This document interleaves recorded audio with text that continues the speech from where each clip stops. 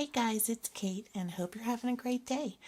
I loved the last geometric doodle that I did so much that I wanted to do another one with some leftover paint.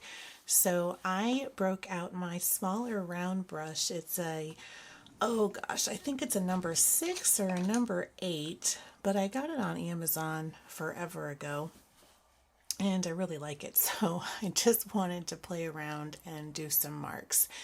So I've got some blues and some greens and some brown and just a hodgepodge of different things on there. And I hate having paint ever go to waste, and I wanted to clear off my palette. So here we are with another doodle and watercolor.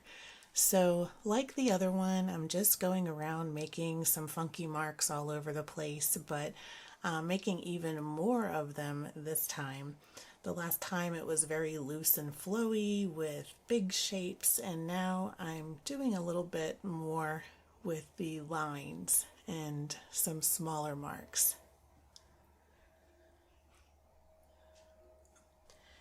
And if you're new with watercolor, this is also a great way to practice brush strokes and brush control and just experiment with what your brush can do. If you grab one brush and just try to use it in as many ways as you can think of, it helps increase your comfort with working with different brushes and just getting different marks down on paper.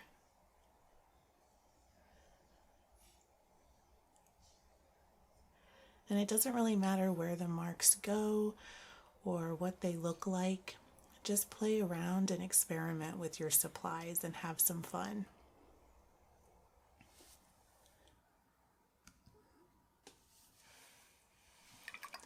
Even using just leftover paint from the palette, I can't get over how well the color goes down on the paper. I don't know if you've ever used Marie's watercolors. I didn't really hear about them outside of Jerry's Artorama, so I don't really know. I know they have like a student grade or something like that. These are the artist grade ones, and they're just really wonderful to use.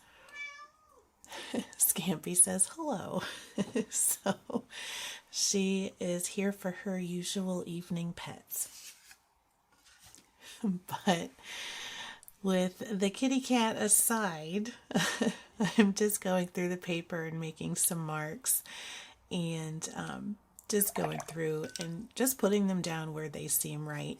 I'm overlapping some and kind of letting the colors meld together a little bit. Like you can see in those two rings in the bottom right, they kind of flowed into the lighter green stripe I kind of put on the inside. So I'm making little rainbow shapes. I'm adding dots here and there.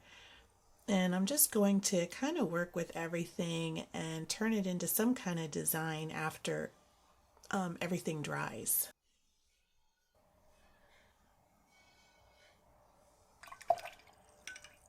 And it's such a nice, slow, sort of zen process. It's really relaxing just to play with the watercolor and just see how it goes down.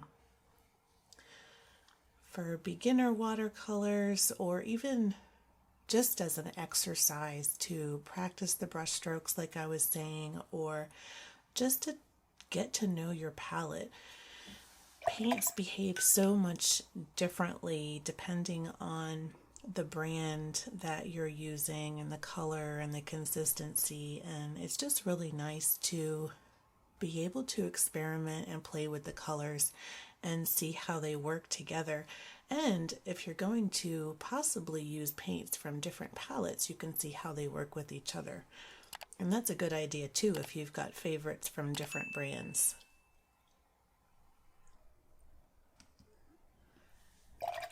The other day I was thinking about how for the unboxing of my palette I did some representational art instead of the usual kind of abstract-y type stuff I've been making. And I was thinking about sometimes how much easier it seems to do the representational stuff. And it might be hard to explain, I guess, but do you ever feel like there's too many options and you can't quite decide where something should go or what you should put. It's almost like the curse of too many choices, where if I'm going to paint a rose, I know what I need to try to do. I may or may not be successful, but at least I know or have a good idea of where color needs to go, where strokes need to go to make a rose. But when you're making something completely new and different on paper, and it doesn't really look like anything, or at least it doesn't have to. Some people can do a little bit more representational abstract, which might have, a slight hint of landscape or something. But when it's just something completely from your imagination, sometimes for me, it's so easy to get stuck. And so this kind of stuff sometimes is so much more challenging than just drawing a tree or a rose. And both of them to me are really fun, and both of them are challenging in very different ways.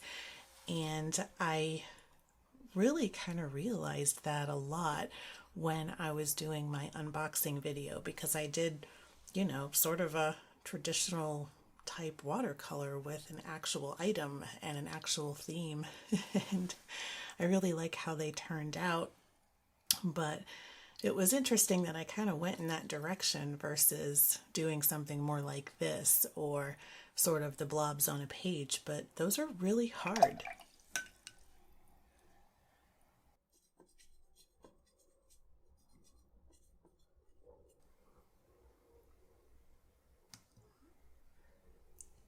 And so because those things are kind of hard, I think it really helps to kind of go through and remember some of those things that you pick up and try to keep them in mind as you go. And as I'm recording the voiceover for this and watching myself paint, I can see where I've tried to keep a little bit of that rule of thirds in here. And so if you were to draw a tic-tac-toe board on my paper, a lot of where some of the things intersect, I would have falling on a couple of those intersection lines. And same thing when you're working with color and contrast and different things like that. And I kind of learned a few things during this session with the paints and doodling, and that is, when you have something looking so busy like this and there's just marks everywhere, how do you kind of tone it down and bring some focus into one area and bring that contrast in and the types of things that you want to do with your composition and what you want to draw attention to? And for me, that has been really helpful in getting better at the abstract type stuff, whether it's with acrylics or watercolors or doodles or anything. And it's a great way to learn by doing, really. So I got my first color out of the pans and I went for some of that crimson. It's the only color I didn't really have any reds. So I couldn't resist going in and getting a little bit and putting in some dots here and there, just to make it more busy. And I'm just kind of scattering them in a couple of different places on the paper. I don't want to go overboard. I just kind of got the idea of adding a little pop of color here and there. And my brain's kind of moving, thinking about what I might do when this paint dries. And for this one, I did end up breaking out the Posca pens and adding some more color, which I really liked. And so you'll see that once we're all dry and ready to go.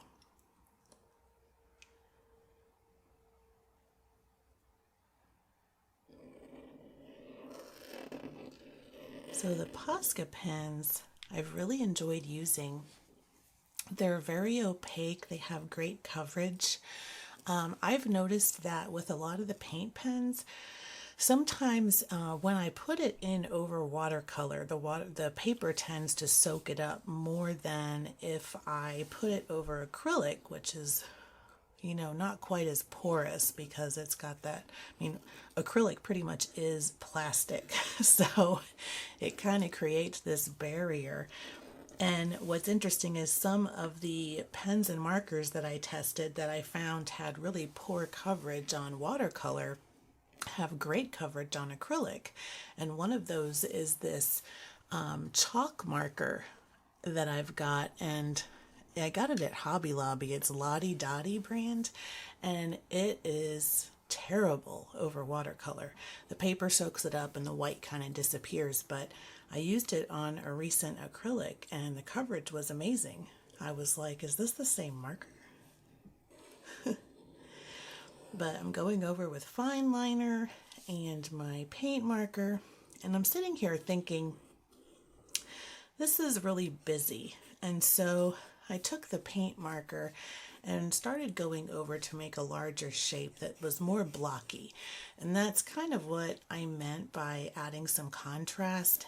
And the contrast is in color with the black, but also with size. And I have some elements in here that, you know, aren't really small, but they're just very busy. They have thin lines. And so adding in these kind of chunky shapes kind of, I don't know, grounds it a little bit, I guess you could say. And then as I was going through, I decided to actually go back and fill in those little horseshoe shapes with that turquoise Posca pen, which I thought really kind of finished it off. And I really liked how that looked. So I go in and I color all of those, and it just changes the whole look of the painting. And then I can go in with my trusty white pen. And I wanted to bring just a little bit more back into that solid black. So I continue the sort of solid dot theme, but with white instead.